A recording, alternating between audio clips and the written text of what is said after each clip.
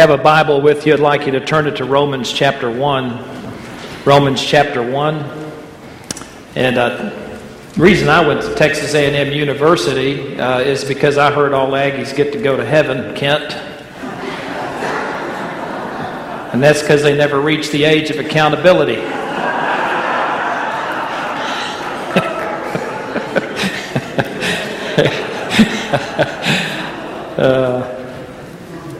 Aren't you glad your name's written in the Lamb's Book of Life tonight?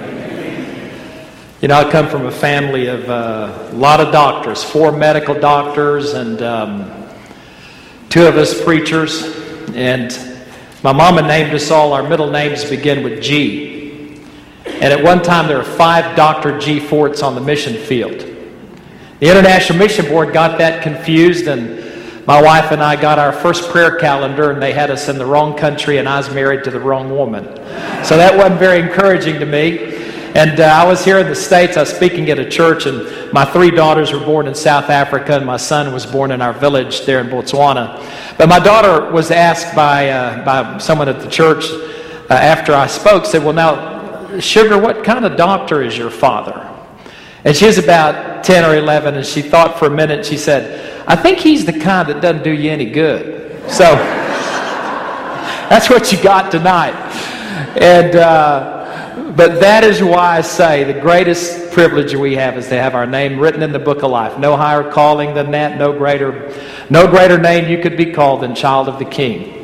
And tonight it's an incredible privilege, and I appreciate Brother Kent's invitation to come, and Brother Charles Etheridge letting me share his pulpit this morning. Being back here in Texas, where all of my early college education, seminary took place here, in my first experience really living in the States, having left the mission field as a teenager to come back for school, was all here in Texas. And so it's a great privilege to be here, and so appreciate your work as an association. It's very unusual in our country for churches to work together like Southern Baptists have figured out we do, because we realize that we can always do more together than we can do by ourselves. It doesn't matter how big your church gets. Doesn't matter how many members you have on your roll. You will never dispel that principle, never disprove it. You'll always be able to do more if you figure out a way to work with others than you'll ever be able to do by yourself. And it's that principle that's enabled you as an association to carry out the work in this piece of the geography that God has assigned to you. And we at the International Mission Board are counting on you to carry out your responsibility. We are no stronger than the local church. As you go, so we go. And I have to say to you tonight that my heart's deeply burdened for the spiritual condition of our denomination. I'm in churches every week, just about, and sometimes multiple times in the week, state conventions in our seminaries. And I just have to be honest with you that I'm deeply burdened about the spiritual condition of our churches. There are times when I get on the plane or get in my car and I think to myself, why would we export such a mediocre Christianity? The lost world will never be reached and sustained by mediocre faith. I was in the country of Yemen, met a little Yemeni woman who had come from a Muslim background. When I met her, she had already been in prison twice. When I left 2 weeks later, she was taken in and beaten from the top of her head to the bottom of her feet because they found her in the community, ministering to widows in her community, washing their clothes, mending their clothes in the name of Jesus. There's no question in my mind that that young woman would never be sustained by mediocre faith. I was in Jordan last year at the memorial service of Cheryl Harvey, one of our East Texas missionaries who was killed by a Muslim extremist in Jordan after 26 years teaching school there. Cheryl Harvey had spent her life sharing her faith there. You know, when I think about what she went through, there's no question in my mind that the reason Cheryl Harvey was able to sustain her witness and her ministry in the land of Jordan for those 26 years was because she had discovered a vibrant faith. That she was at her post where God had called her, and she wouldn't leave until He released her. That's the kind of faith that it takes for us to sustain the effort to take the gospel into the hardest places in the world. Now, this is the most exciting day in Christian history. I don't want you to leave here feeling discouraged, because I want you to know that this is absolutely the most exciting day in Christian history. In the last 17 months, we've seen the fastest drop in engaging of unreached peoples in the world that I believe has ever happened in Christian history. 17 months ago, there were about 3,600 unreached, unengaged people, meaning they had no witness, no gospel presence, no one carrying the gospel to them, no one committed to their evangelization and planting the church amongst them.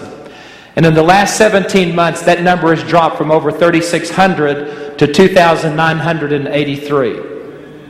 It's unprecedented. Not only that, but in my travels around the world, I'm finding that the Spirit of God is raising up Christians who feel called and compelled to join us in this effort to take the gospel to the nations. Historically, it's rested upon the shoulders of the American church to carry the brunt of the gospel witness to the ends of the earth. That's not true today.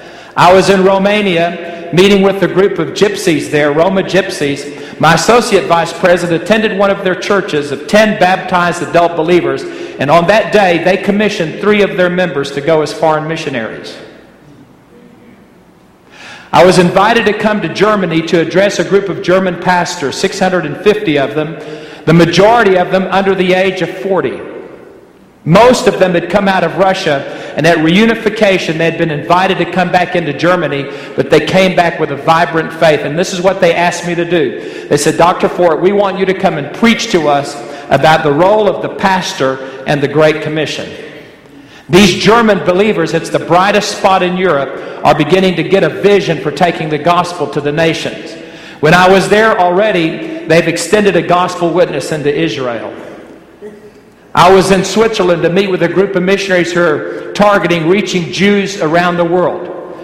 And these missionaries had come from about 10 different countries, 100 of them gathered in a retreat center there. And after I heard their reports, listened to their testimonies, met a number of Messianic Jews, there's no question in my mind except that more Jewish people are coming to faith in this day than at any time in history except maybe post-Pentecost. Unbelievable what God is doing. Last year, the Maasai, a tribe in Africa, Central Africa, they were meeting under a shade tree, the Morana, the young warriors, with one of our missionaries. And as he was sharing with them, storing through the Bible, he got to their responsibility to the gospel. And these young warriors said to the missionary, are you telling us that it's our responsibility to take the witness to the Samburu? The Samburu are their ancient enemies. They've been at war for all of their history. They live in 2 separate kingdoms. The problem has been that the Samburu believe that every cow born on the planet belongs to them. Well, the problem with the Maasai is the Maasai also believe that. The Maasai believe every cow born on the planet belongs to them. I know you think those are your cows, but you're just caretakers for the Maasai and the Samburu. If they came here to the States, they would thank you very much for taking care of their cows so well, and then they would take your cows. Well, the Samburu and the Maasai have been at war stealing cows from each other. And as weaponry improved, now they can really do some damage when they take AK-47s across and start shooting each other. So these Morana are hearing this message that they're responsible to take the gospel to the Samburu, and they said there's no way. Well, the missionary said, well, you sit here under the tree and talk about it, and I'm going to go take a break. Africa, nothing ever happens in a hurry. I was born and raised there, so, you can never be late to an African meeting. It's not possible. And so they spent the rest of the afternoon talking about it. Late into the night, they built a fire under the thorn tree. Late into the night, they kept talking animatedly about what this missionary told them. My missionary friend said, Gordon, late in the evening, they sent one of their messengers over to my tent to wake me up and call me to come down there, and so I did. And then the spokesman for the group, he said, we've talked about this, and what you say is true. So they sent a delegation last year up to the border of the Samburu tribe, taking their spears and their shields.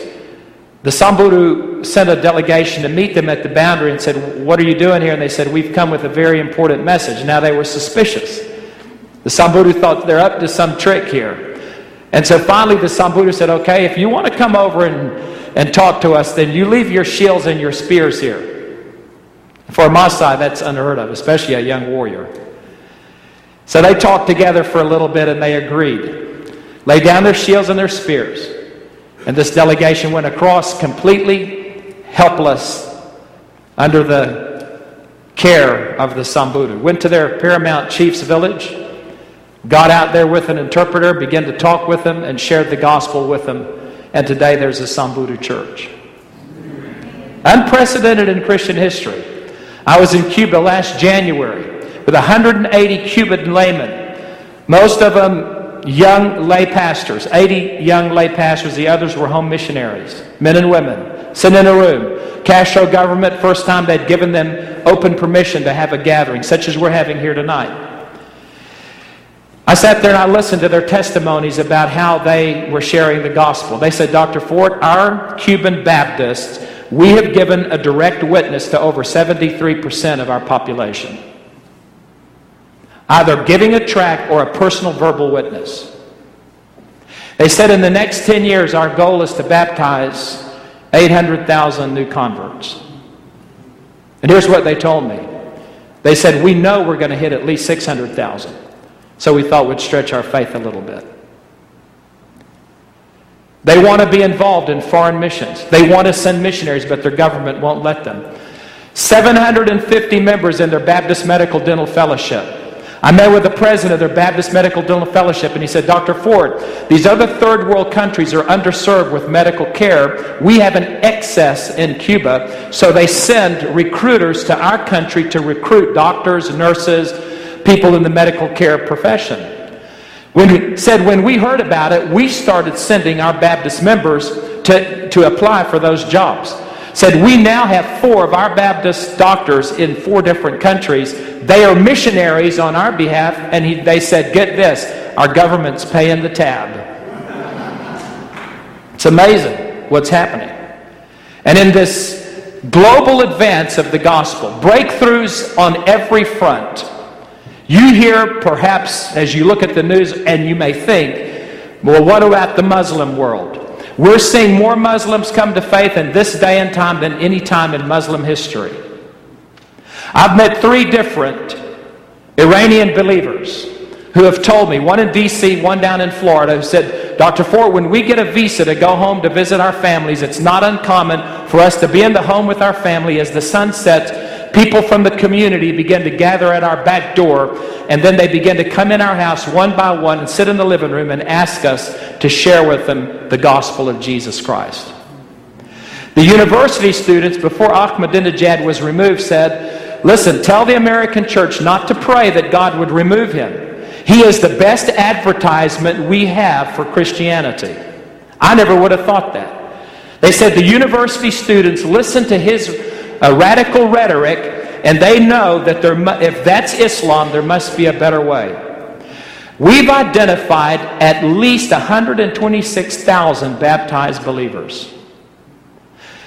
The Christians in Iran have told me the number is much higher. They say it's at least 600,000. The country of Bangladesh, southern Bangladesh, from Bengali Muslims, we've sent 5 different assessment teams into Bangladesh to assess a movement that's taking place of Muslims coming to faith from a Bengali background that's approaching at least 600,000 converts. One of their number was a Muslim cleric. He had left the mosque and become a believer. His former members drug him back to the mosque. They were threatening him. One of the Christians was hiding outside, and as they were threatening him, they said, "If you don't convert back to Islam, we're going to cut your body and start with your fingers." And they said, this man looked at his persecutors and said, "You can cut my body into 1,000 pieces, and every piece will say Jesus is Lord."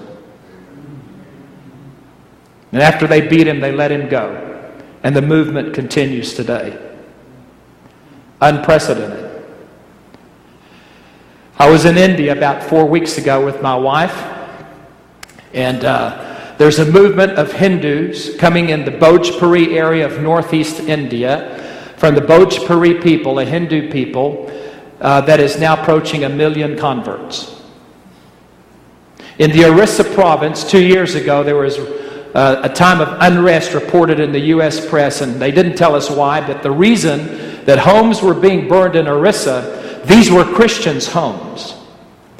The RSS, the militant wing of the Hindu group, had gone into these Christian areas where people were coming to faith, take whole families out into the yard, threaten them that if they didn't convert back to Hinduism, they would burn the house down and all their possessions with it.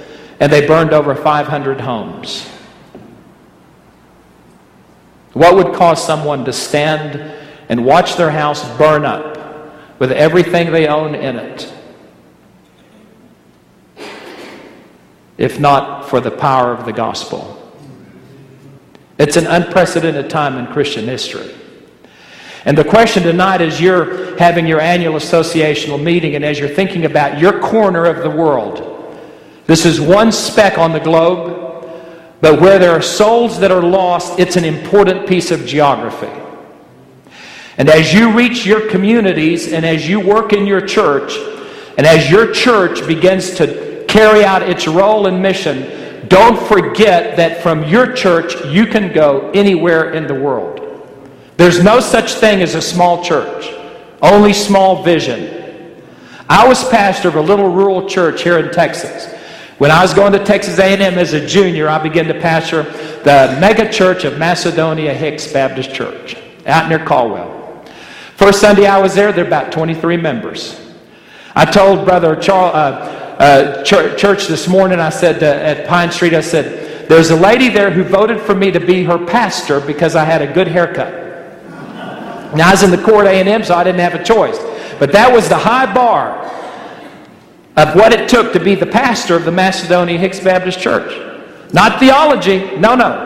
A good haircut. Well, when I began to pastor that little rural church in Texas, let me tell you, the Lord taught me so many things about the importance of the body of Christ. And I stayed there for the next 10 years. And I began to pray, Lord, from this little church, for every year I'm here, I want you to call one person into full-time Christian ministry. When I went to the mission field, we had 10 men and women who were in full-time Christian ministry, 3 of them on the mission field in Africa. No such thing as a small church. Only small vision. Because it's not based on what you can do or what I can do. See, if I looked around the nation tonight and I thought about how things are going, I would be pretty discouraged. I'd look at our government and say, man, if we could just change the government, things would be better. If I looked at our judicial system, I'd think to myself, man, if we could just get a few more conservative Supreme Court judges, man, we could really turn the corner and get this thing on the right track. If I looked at the education system, in many of our states, up there in Pennsylvania last week, a school principal saying we're not going to have any Christian Christmas carols sung at our school, in our school district this season. Isn't that pitiful? And I think, man, if we can just get the education system, changed, that maybe things could look better. And I'd look at the economy, and I'd think, man, if we could just get this economy turned around, things would be better. Well, friends, we're looking at the wrong solution. We need to look just a little bit higher. Because the God of the universe is firmly fixed in the heavens, and He hasn't gone anywhere, and history is running exactly on time today. He knows the days of your life are numbered, and He has a plan for your life. There's something He wants to do through you, something He wants to accomplish with you, and as long as you're drawing His breath, you owe Him your life, and you owe Him your service. And tonight, as we conclude our service, I want to just share this text with you and then summarize it. And then as we end, just issue a challenge that I pray would be an encouragement to you before you leave. But here in Romans chapter 1, verse 14, this text came to me when I was a missionary in Botswana. We were living in a little village on the backside of the Kalahari Desert. And we were in a concrete block house with a tin roof, no insulation in it. And it would just get dadgum hot in there. And I mean, it would just radiate the heat in. The cold water was warm. The towel was warm. The soap was warm. We'd lay on our bed, try to sleep. You'd sweat on your back and then turn over and sweat on your stomach. And my friends in West Africa, our missionaries there would say, yeah, but Fort, that's dry heat. That's dry heat. See, they're so proud of their humidity. I'm sure the folks down in Houston say the same thing to the people out in West Texas. Oh, y'all are in that dry heat. Have you ever heard of spontaneous combustion? That's what happens in dry heat. Someone told me about these two camels out in the desert, and they're kind of plodding along, and one camel looks at the other and he says, I don't care what the literature says, I'm thirsty. Well, it was hot. And I remember being there in the village thinking to myself, what sustained the Apostle Paul when things were tough? What kept him going? Because if you know his life and ministry, he didn't have an easy time. Over in 2 Corinthians, he'll tell you, he says, I've been beaten times without number. I've been whipped 3 times with the 29 lashes. He said, I've been thrown into prison. I've been hungry.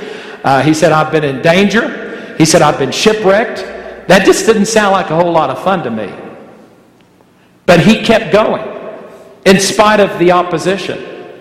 And so I thought to myself as a missionary, Lord, what was it down in that apostle's heart that kept him going when things were difficult? And this text is the text the Lord showed me. In verse 14, he says, I am under obligation. My old King James Bible says, I am a debtor, both to the Greeks and to the barbarians, both to the wise and to the foolish. Right there, he says, you know why I keep going? He says, because I owe a debt. I have a debt to pay. Now, he called himself the chiefest of sinners. The older he got, the worse he looked. And the worse he looked, the more he realized how incredible it was that the grace of God saved him. And he said, because of the grace of God that saved me, I have this sense of obligation, debt to those who've never heard the gospel. And tonight, if you're a believer and you're a leader in the church, it's my contention that you and I, as the people of God, we also share this debt. Now, that word motivation is an interesting word. When I was a boy, growing up in Africa, I was running in the yard with my brother, and I was under the porch sitting down taking a break, and he was jumping the ditch in the yard that had been dug across the yard to run water line into the house so Mama could have running water. And they hadn't covered the ditch over. It was about 1 foot wide, maybe 2.5 feet deep. And he made one pretty good jump, and marked a spot in the dirt. And he said, hey, Gordon, I bet you can't jump as far as I did. Well, he's about 3 years my senior, maybe 1 foot taller than I at that point, and I knew I didn't have a chance, but I gave it a shot. I get down from the porch, I push off from the wall of the house, and I'm running as hard and as fast as I can, and just as I get to the ditch to make my jump, he yells, snake! Well, he's a mischievous guy, but actually when I looked down, an Egyptian banded cobra had been crawling in the base of that ditch, and we couldn't see it from our angle, but when he had jumped and kicked some dirt in the ditch, it had hit the snake and disturbed it. This snake has come up out of the ditch and is hooded to see what the disturbance was. And now listen, as I'm running up and I see that snake head, when I took off from the ground, not only did I beat his jump, I beat him by like 3 inches. Now what was the difference? Motivation. Exactly. I mean, when I saw that snakehead, I had to clear out of there, And I took off from the ground. I don't think I've jumped that far the rest of my life. But something motivated me. Well, that's what the apostle's describing here. I found as a pastor that people do exactly what they want to do. Right? I'd be visiting in the community, and I remember these country boys would tell me, oh, preacher, we can't get to church Sunday. We got so many chores to do, and I work in the week and have these 2 jobs. And I'd ask them this question. Where are you going to be opening day of deer season? Now, I know deer season just started. Now, I'm not picking on them because I love to hunt and fish. I grew up hunting and fishing in Africa. My dad used to tell us, he said, boys, that word vegetarian, that's an old Indian word that means bad hunter. That's what that word means. So, I'm not picking on these guys, but the point is this. How is it that he can get up at about 4 in the morning, climb in his pickup truck, has his camo gear all set up from months before, has been out there, been checking out his stand, been, scouting out in the woods to find the best deer runs, and then he gets up at 4 in the morning to go get in that deer stand, waiting on a deer to come by, and this is the same guy who tells you he can't get to church at 11 o'clock Sunday morning. It's because he's not motivated. He'll make excuses about why he can't come, and an excuse is nothing more than a reason stretched over a lie. We do what we want to do. The Apostle Paul here says there's something that I'm motivated to do. And it doesn't matter what comes against me. It doesn't matter what the opposition is. I am determined to pay my debt to those who've never heard the gospel. And see, I feel, brothers and sisters, tonight, that we have that debt to pay. To those who've never heard the gospel, we owe them our witness. Now that would have been enough for me, except here's the thing about the apostle here. And he says, I have a debt to pay. And I'd have thought he'd be hanging his head and dragging his feet, because he might get stoned today, or tomorrow he might get drug off into prison. The next day he might have a shipwreck. The next day he might get, whipped.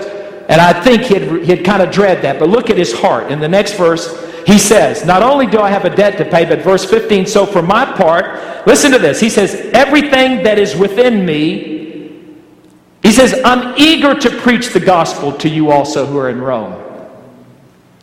Do you see his attitude there? He says, I'm ready. I'm willing. I'm excited about it. Can you imagine what it'd be like if I was a missionary going to Africa and my best witness was, listen, y'all become Christians, follow Jesus, and be as miserable as I am. Now, wouldn't that be a great offer? But what does the Lord say? I've given you all things to richly enjoy. I've come that you might have life and have it more abundantly. You see, you and I, brothers and sisters, we ought to wake up every morning to the sound of spiritual trumpets blowing, calling us to the battle.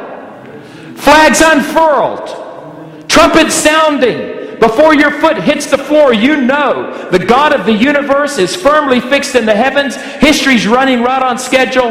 You are a witness for the Lord Jesus Christ, and the gates of hell cannot prevail against you. Brothers and sisters, where did we ever get the idea we're supposed to be on the defense instead of the offense as the people of God? Well, Paul knew he's on the offense and he's eager.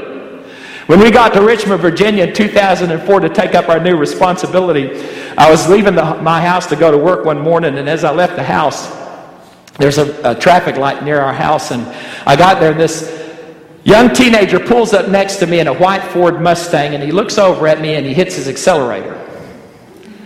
Now look, I don't know if that would do anything to you, but there's something down in old Gordon Fort that just wants to rise up, because I feel like he's looking over there thinking, old man. And so I start watching that light, and I look at him, and I watch that light, and as soon as I see a flicker of green, I hit that accelerator. I peeled out in my wife's white minivan.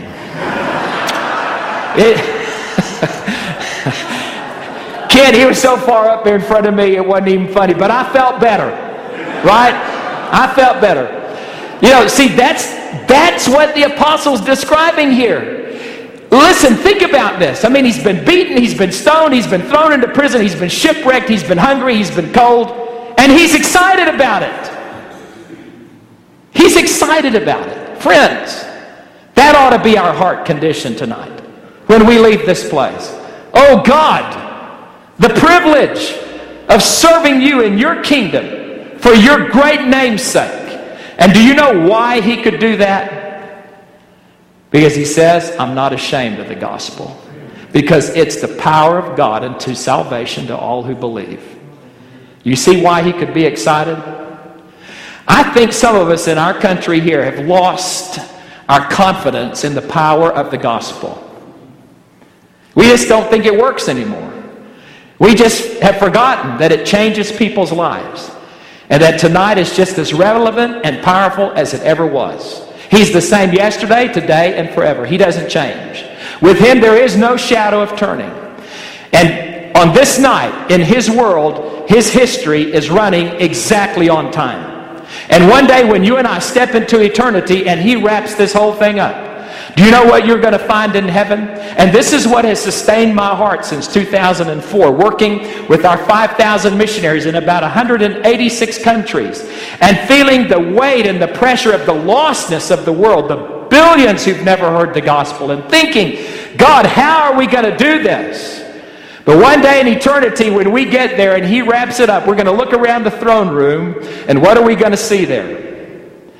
Multitudes from every language, every people, every tribe, and every nation. Friends, He's going to be true to His word. He's never failed it yet. And my only concern is, as He begins to wrap this thing up historically, biblically, theologically, missiologically, the gospel advancing, is what are we going to do? What's the role that we will play? I can't answer that question for you. That's something you have to talk to God about. That's between you and Him. But I can tell you this. He's got a plan. He knows exactly what He wants to do. And friends, He's up to something in the world today that is unprecedented in Christian history. Don't you leave here discouraged. You go back and fire your gun. We need every single soldier of the cross of Jesus Christ holding their ground and taking it to the enemy. As we close tonight, my encouragement to you is this. Have any of you got grandchildren? Let me just see your hands. All right, that's good. You got something I want. My mama went to the mission field in 1952. She is the eldest of 7 girls. Her father, my grandfather, never was happy about that. He never blessed her. He'd always shoot these little velvet tip barbs at her. When are you going to settle down? You want to work with black folks? There's plenty right up the hill there. My mother, I watched her for years just suffer in quiet grief, knowing that her dad wasn't pleased with her decision. He thought she was wasting her medical talents in Africa and not doing anything with her life. My dad, on the other side, was a little boy with his mother over in Fort Worth, Texas, while his father was going to seminary. His father felt called to the ministry later in life and left the Navy and went there to get training. And his father was headed up to Oklahoma for a revival and got into a blue norther and got a double pneumonia and passed away, leaving my grandmother with 2 little kids, pregnant with a 3rd, and the Great Depression hard on her heels. We called her Ami. I was visiting with her one time, and she had retired over in Dallas, and I asked her about that time of her life, and she said, Gordon, one little quiet Sunday afternoon, I went to a little church there near the seminary. On a Sunday afternoon, I took your dad, and he was up playing on the altar up there, running around the platform, and I knelt down in the auditorium, and I started to pray, and I just poured my heart out to the Lord. And I told Him, Lord, you'll get me through this tough time. So I have food on the table and clothes on their back and keep a shelter over their heads. I'll raise this little guy to serve you. And when you're ready to call him, if you call him, he'll go with my blessing, with my whole heart. My dad went on to high school. My grandmother put him at A&M because she said, she didn't have a husband. Her mom came to help her raise the kids, and so she wanted him to have some male influence and put him in the Corps at A&M. He went up to Louisiana for officers training college right in World War II. And while he was there, he met my mother in a little prayer circle at the Baptist Student Union at Louisiana Tech. He was sitting next to her in a prayer group. My mama said, my name's Juana Ann Gibson. I'm a mission volunteer. I'm here in the pre-med program. I plan to go as a medical missionary. My dad sitting next to her says, my name is Giles Fort. After I go to the war, Lord willing, when I come back, God's called me to be a missionary doctor. And he looked over at my mom and said, I may be an Aggie, but even I can figure this out. And they wrote through the war years, and when he was discharged, they got married. They went to Africa in 1952, spent the next 36 years of their life there pioneering a medical work. Subsequently, myself, 2 of my brothers were called to missions. We went to Africa with our spouses. My brother has a niece in Afghanistan serving as a missionary. 2 of my children have felt called to missions. 2 of my other brothers' sons feel called to missions. The cumulative total of our missionary service is 226 years. Why? I believe it's because of a grandmother who released her blessing upon her son. You grandparents tonight, I wonder if as we close in a time of prayer, if you would say to God, if it please you to tap one of mine for your great kingdom's purpose, if you would call them into your full-time Christian work, not only am I willing for you to do it, but God, if you did that, they would go with my whole blessing of my heart. Friends, there's a big difference between being willing and releasing your blessing. It's a big difference in those two. What I'm asking you for tonight, I'm asking you for your blessing. I'm not telling you He's going to take them away. You're stewards. There's a role you play as a Christian grandparent that nobody else plays in their life. There's a spiritual principle here. You may say, Brother Gordon, some of my kids are astray. Why don't you turn them over to the Lord in this blessing and see what He does to draw them back to Himself? So I'd like us to have a closing word of prayer together before Brother Kent comes, I think, and closes our time. But as we're praying, I really believe this, friends, that God waits for us at times to respond to His invitation. And I do believe that tonight His invitation to you grandparents who are here, maybe you have great-great-grandchildren, I believe that He would ask of you your blessing upon your family, to release it to Him. That if it would please Him, knowing the great need of the hour, the great opportunity around the world, the great hunger in our own country, the great spiritual depravity, that He might want to call one of them and use them as an arrow in His bow, that their life would have an impact for His kingdom. But He's waiting on you to release your blessing. Tonight you'd be willing.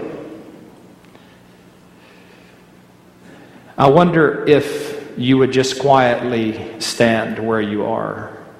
And then I'll lead us in prayer. Your standing is simply your public commitment and testimony to God. God, if it would please you to call one of mine, if it would please you to tap one of mine for your great kingdom's purpose, not only, God, am I willing for you to call them, but if you did, boy, they would go with my wholehearted blessing on their life. If that's you, would you mind just stand with me and I'll lead us in prayer. Just quietly where you are. Please understand, I'm not trying to make you feel guilty or bad or ashamed. This is not about you holding back, but simply maybe God just speaking to you tonight.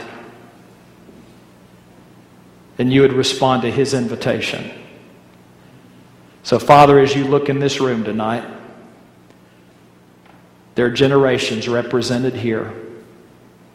These faithful grandparents raising up the standard of righteousness for their family, living out salt and light, demonstrating the faith And I know how kids can argue with mom and dad, but boy, when they look beyond mom and dad and they see that same faith in grandmom and granddad, the power that your Spirit has to use to woo them and to call them to yourself. And tonight as these stand releasing their blessing upon their family, oh Father, how I pray that if there's one who's astray, that in this room tonight we unite our hearts with them and we would call upon you, the God of the universe, to send your Spirit even tonight in the night watch to speak to their heart and to remind them of the truth that was demonstrated to them, the words that have been spoken, the Bible stories that they were told. And that, Father, you would just call them back to yourself, that you would put in their path someone who would be a witness, who would be salt and light, and remind them of the truth of the gospel. And that, Father, you would draw them back to yourself, even as the prodigal son returned to his father's house. And Father, in days to come, if it would please you to tap one of these extended family members represented here, for your great kingdom's purpose in this generation of great need around the world and in our own land. Oh God, you see our hearts, and you know